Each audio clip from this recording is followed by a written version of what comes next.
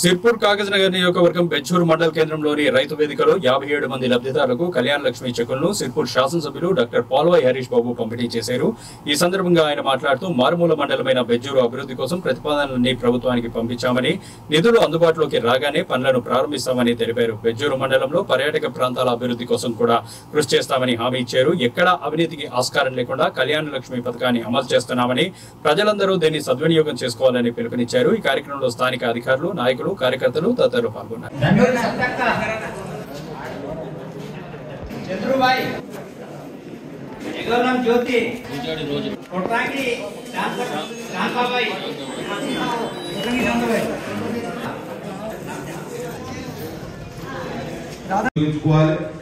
డబ్బులతోటి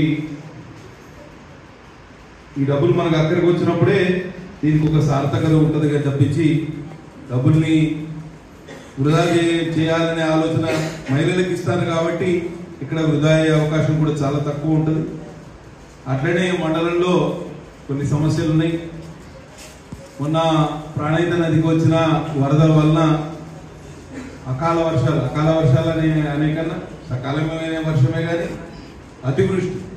అతివృష్టి వలన ప్రాణహిత ఉప్పొంగి ప్రాణహిత పరివాహక ప్రాంతం ఎక్కడైతే గూడెం దగ్గరికి మొదలు పెడితే తలాయి వరకు అటు రాంపూర్ మొట్లగూడ వరకు పెద్ద ఎత్తున పంట నష్టం జరిగింది. అదృష్టం ఏంటంటే సేమ్ టైంలో పెద్దవాగు కానీ ఎర్రవాగు కానీ ఎక్కడ వరద రాలే, కేవలం ప్రాణహిత మాత్రమే వచ్చింది. ఒకవేళ ప్రాణహిత నదికి వరద వచ్చినప్పుడే పెద్దవాగు ఎర్రవాగు కూడా వరద వస్తే అపారమైన పంట నష్టం జరిగేది. ఇంకా పెంచకల్పేటు తర్వాత దైగాం మండలాల్లో కూడా అపారమైన పంట నష్టం జరిగేది. ఈ విషయంలో గురించి కూడా మేము అసెంబ్లీలో ప్రస్తావించడం జరిగింది. తప్పకుండా ప్రభుత్వం పంట నష్ట పరిహారం ఏదైతే ఖమ్మం జిల్లాలో విడుదల చేస్తా అన్న 10,000 రూపాయలు ప్రకటించారు. తప్పకుండా ఈ ప్రాంత ప్రజలకు కూడా ఇవ్వాలని మేము కమిషనర్ గారిని కూడా కలవడం జరిగింది. తప్పకుండా వస్తుందని ఆశిద్దాం. అట్లనే రుణమాఫీ కూడా బెచ్చూరు మండలంలో ప్రత్యేకించి మన సొసైటీలో చాలా మందికి రుణమాఫీ జరగలేదు. సొసైటీలో కొన్ని అవకతవకలు జరిగిన మాట వాస్తవం. చాలా మందికి బ్యాంకు ద్వారా సకాలంలో రుణాలు అందక ప్రైవేటు వ్యక్తుల దగ్గర అప్పులు తీసుకునే పరిస్థితి, వచ్చిన వాళ్ళకు కూడా రసీదులు సక్రమంగా ఇవ్వకపోవడంతో లేకపోతే డూప్లికేట్స్ రసీదులు ఇచ్చి వాళ్ళని ఇబ్బంది పెట్టే కార్యక్రమం కూడా జరిగింది. కాబట్టి ఇక్కడ నుంచి మేము కూడా అక్కడికి సొసైటీ వరకు పోయి ఆ బ్యాంకును కూడా పరిశీలించి దాని మీద ఒక నివేదిక తయారు చేసి రిజిస్ట్రార్ గారికి కూడా ఒక నివేదిక ఇవ్వడం జరుగుతుంది.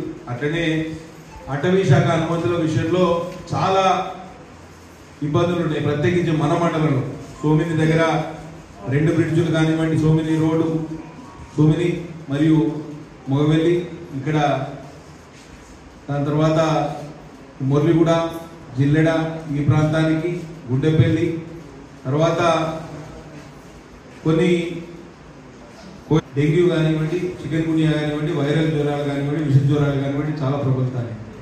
కౌటాల మండలం గుండాయిపేటలోనైతే ఇద్దరు చనిపోయారు ఒకటే రోజు. కాబట్టి మీరు కూడా చాలా ప్రముఖంగా ఉండాలి. ఎక్కడ నీళ్లు నిలువ ఉండకుండా చూడాల్సిన